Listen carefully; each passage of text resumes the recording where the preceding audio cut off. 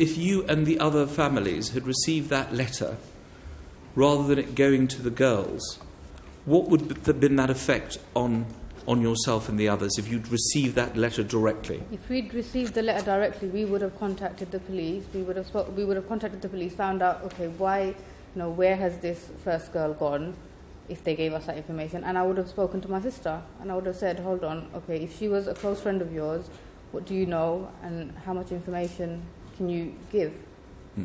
And did any of you know of any circumstances concerning the young girl who had gone to Syria from this school in December?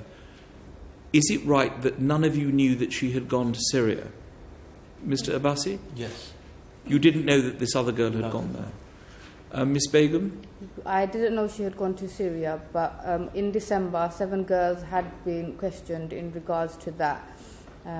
One of the other 7 girls lives very close to us, so her mother was this, I would call the 4th girl. This 4th girl, she was being contacted by the police. She'd been asked to go into the station and so forth. So she was technically, she felt like, in her own words and in her own family's words, they felt like they were being harassed by the police.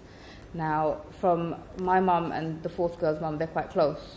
So she kept asking my mum, hold on, my child's being questioned and this, that and the other. How comes nothing is being said to my sister Shamima? So my mum asked me to have a quick word with her, find out if she knows anything. And my sister said that on that December interview, they'd been shown some pictures of this first girl that had gone, and they'd just been asked general questions about that. That's the information I got from her. She also told me that she had gone abroad, but she didn't tell me it was Syria or Turkey. She had told me it was Italy. So what you're telling us, committee, is that the lack of that information did not prepare you for what might have happened, and indeed not getting the letter directly would have also prepared you. Absolutely. One of the issues is the passport of the 3 girls. Some people have expressed surprise that they would have access to this. Had you had this information, would you have been able to hang on to the passports? Mr. Abbasi, who normally keeps the passports in your family? Me and my wife. So how did your daughter get access to it then? So, I don't know. She knows where the passport has, the document. She's trustworthy for family. She just went and took it, basically, is your view. Mr. Akunji, you have been very critical on behalf of the family. Nothing that you've said has not been on behalf of the family of the Metropolitan Police, in which you have said that you believe that they owe the family an apology. Is that Indeed. right? Yes, I do.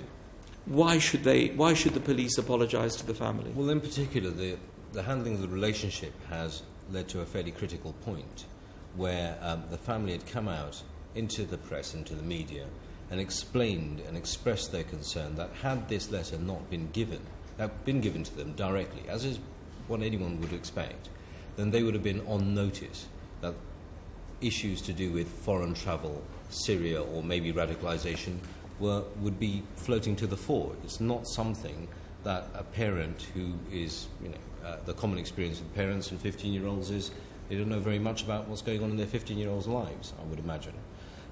But that would have floated to the fore and they could maybe address it. That was a critical factor. At the height of that tension, the police then released a Met press release, which basically effectively called the family out to be liars, suggested that that information specifically was communicated to the family in December, on December the 9th. About the missing girl? Indeed, yes. And that became rather a sensitive topic. One would have thought that the police, who we pay and train to gather information accurately, rely on what they say in courts, would at least be able to find the information about what they themselves had given to the family accurately in sensitive circumstances, particularly in the context of children and counter-terrorism.